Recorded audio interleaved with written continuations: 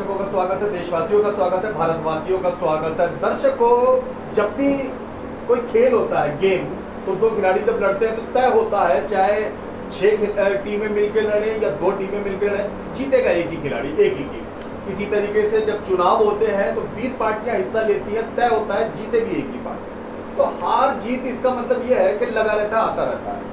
हार जीत के अलावा लेकिन हर पार्टी उन लोगों को ज्यादा याद रखे रहती है जीत लेने के बाद। भविष्य में कभी ना कभी तो हारी हुई पार्टी को भी जीतना ही पड़ता है, आती ही होता है कि जिन्होंने बुरे वक्त में हाथ नहीं छोड़ा, साथ नहीं छोड़ा।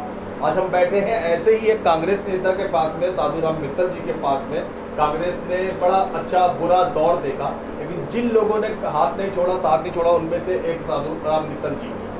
दिल्ली में कोरोना काल चल रहा है, परेशानियों का दौर है, हालांकि फिर भी दिल्ली वालों के लिए खुशखबरी ये है कि कोरोना काल काफ़ी कम हो गया। कोरोना काफ़ी मात्रा में कम होता जा रहा है, धीरे धीरे अनलॉकिंग की प्रक्रिया भी शुरू हो रही है। लेकिन कोरोना काल की वजह से, लॉकडाउन की वजह से लोगों के रोज।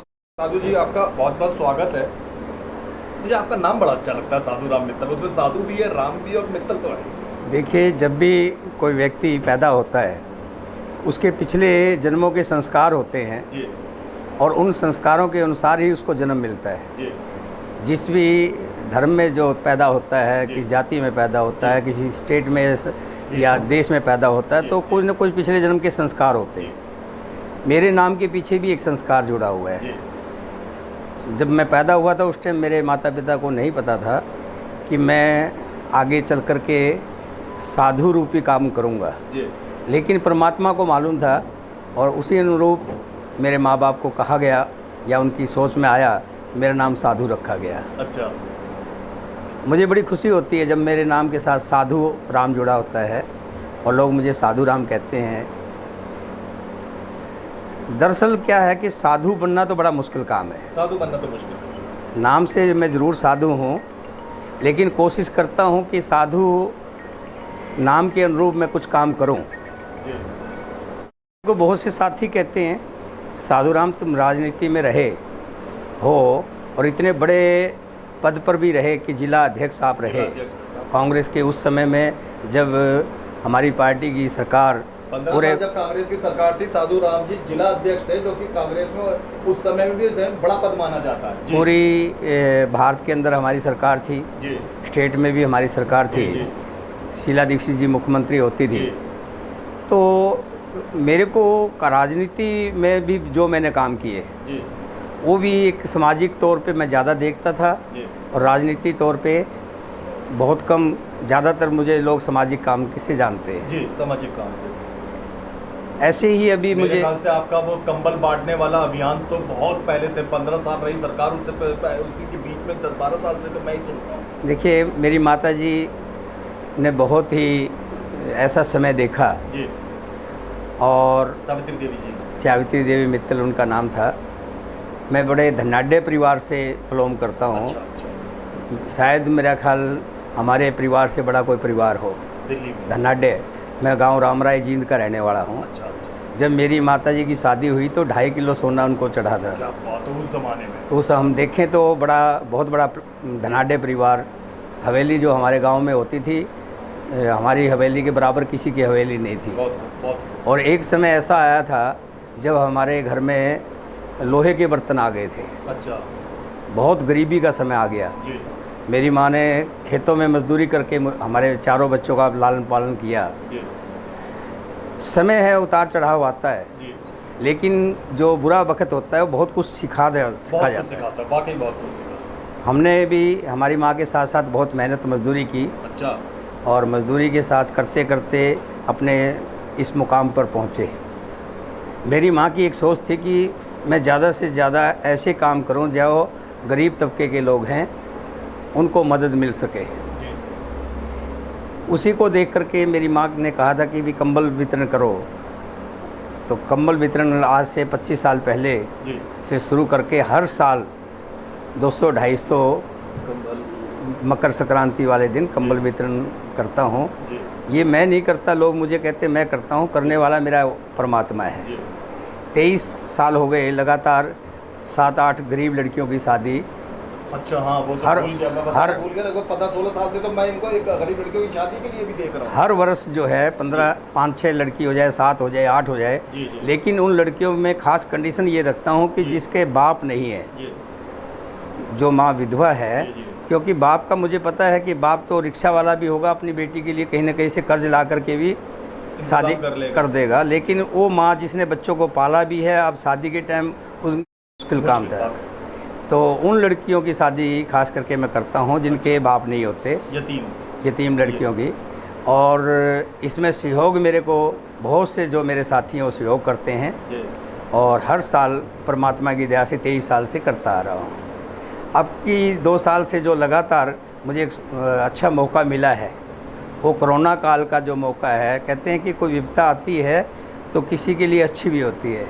मेरे लिए जो ये विपदा आई है, मेरे पर्सनल के लिए कहूँगा, संसार के लिए तो बहुत विपदा लेकर के आई, तकलीफ़ लेकर के आई, लेकिन मुझे इस बात की खुशी है कि इस विपदा काल में मेरे द्वारा जो लोगों की मदद हुई है, उससे मुझे बड़ी खुशी मिल रही है कि कम से कम इस विपदा काल में मैं अपने जो कमाई का मेरा पैसा था उसका सदुपयोग हो रहा है।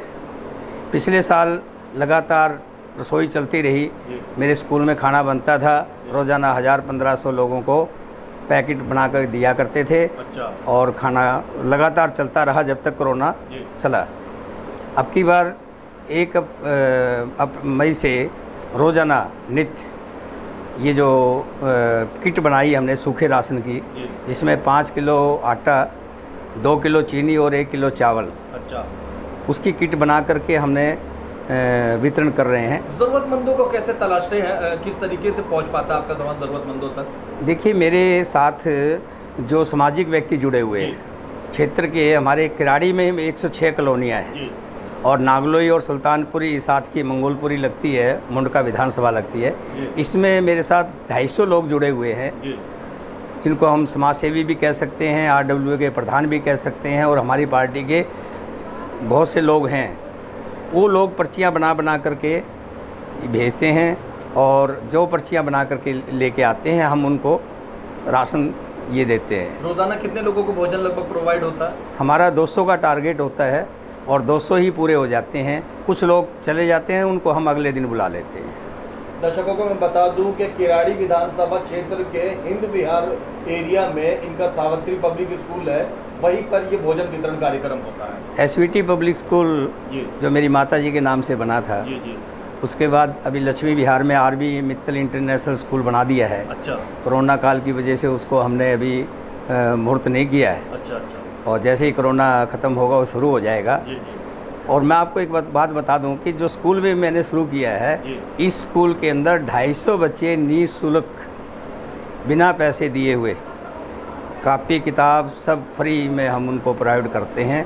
250 बच्चे ऐसे हैं, SVT में 250 बच्चे ऐसे पढ़ते हैं जिनसे हम कोई फीस नहीं ली जाती है, और जिनको सारी सुविधाएं निःशुल्क दी जाती हैं। और हमने ये शुरू इसलिए किया था स्कूल जो है कि हम आसपास के क्षेत्र में जिनके माँ बाप नहीं है, अनाथ है बच्चे, उनको लाएंगे, उनको यहाँ पढ़ाएंगे, और उनके चाचा चाची या मामा मामी होंगे, उनको 500 रुपया पर बच्चे का दिया भी करेंगे, ताकि उनको ये लगे कि बच्चा जो है कुछ कमा के भी ला रहा है, ताकि बच्चे पढ़े भी और उन चाचा चाची और मामा मामी पे भार भी ना हो। जी। अच्छा, वापस हम आपके राशन वितरण वाले कार्यक्रम पे आते हैं। इस समय लोगों को राशन की ज़रूरत है, तो किट में क्या क्या चीज़ आप डालते हैं, क्या देते हैं? देखिए, 5 किलो आटा, 2 किलो चावल और 1 किलो चीनी हमने ये डाला है। अच्छा। नमक इसलिए नहीं डाला कि नमक किसी को भी देते हैं तो शास्त्रों में लिखा है कि जो नमक खाएगा वो उसका ऋणी हो जाएगा। और मेरी सोच ये है कि हम जो दे रहे हैं वो किसी पे ऋण ना हो, क्योंकि इसमें मेरा कोई भी रोल नहीं है। मेरे परमात्मा, मेरे प्रभु, मेरे ईश्वर, उन्होंने मुझे इतना दिया है। अगर उसमें से मैं अगर 1% 2% अगर दान में दे भी रहा हूँ तो कोई एहसान नहीं कर रहा, ये तो मेरे प्रभु की कृपा है। मैं तो चाहता हूँ कि प्रभु मेरे किसी, आज देख रहा हूँ मोहल्ला क्लिनिक में चले जाओ, सब बंद पड़े हैं, वहाँ पर आपको कोई डॉक्टर नहीं मिलेगा, कोई क्लिनिक कंपाउंडर नहीं मिलेगा, कुत्ते उसके अंदर बैठे हुए हैं। तो ये क्या है? ये वही है कि पैसा कहाँ है, पैसा तो सारा इन्होंने इसमें बिजली पानी फ्री करके उड़ा दिया, विकास कहाँ से देंगे। और अगले बार जो इलेक्शन आएंगे, मैं जनता को यही कहना चाहता हूँ कि जनता आप अपने लिए मत सोचें, अपनी पीढ़ियों के लिए, अपने आने वाले बच्चों के भविष्य के लिए सोचें कि उनको स्कूल कहाँ मिलेगा, स्कूल में सुविधाएं कहाँ मिलेंगी, हॉस्पिटल कहाँ मिलेगा, हॉस्पिटल में दवाइयाँ कहाँ मिलेंगी, और नया विकास दिल्ली का क्या होगा, इसके बारे में सोचें। और ना कि आज जो फ्री का जो लॉलीपॉप दिया जा रहा है, इसके ऊपर आप सोच करके वोट ना दें। अंतिम प्रश्न की तरफ आऊँगा। बहुत सारे दिल्ली वाले आपको देख रहे हैं, बहुत सारे मदद के लिए इच्छुक लोग भी देख रहे हैं, जो इच्छुक तो हैं पर कर नहीं पा रहे हैं। क्या संदेशा देना चाहेंगे आप लोगों को? मैं तो सबको ये बात कहूँगा, आज कोरोना काल चल रहा है और जहाँ 80% लोग गरीब हैं, जिसमें से 20% लोग भगवान ने जिनको, परमात्मा ने जिनको दिया है, आज वो अपनी थैलियों को खोल दें और जितना भी मदद हो सके, तन से, धन से, मन से, दवाई से, राशन से, पानी से, जो भी सुविधाएं आप दे सकते हो, अपनी भंडार खोल दें। आपके पास कमी नहीं है, समुद्र में से कोई एक बाल्टी निकल जाएगी, कोई फ़र्क पड़ने वाला नहीं। आज मदद की ज़रूरत है, लोग आपकी तरफ देख रहे हैं और आप अपने थैलियों को खोल दें और इनकी मदद करें, यही सबसे बड़ा परमार्थ होगा। बहुत बहुत धन्यवाद, बहुत अच्छी बातें आपने कही। दर्शकों, हमें उम्मीद है कि काफ़ी मोटिवेशन मिला होगा आपको साधुराम मित्तल जी की बातों से। अगर आपके आसपास में कोई ओरिजिनल ज़रूरतमंद है तो किराड़ी विधानसभा के हिंद विहार क्षेत्र के एसवीटी पब्लिक स्कूल में आप भेज सकते हैं। वहाँ पर ये रोज़ाना लोगों को भोजन मुहैया करवाते हैं।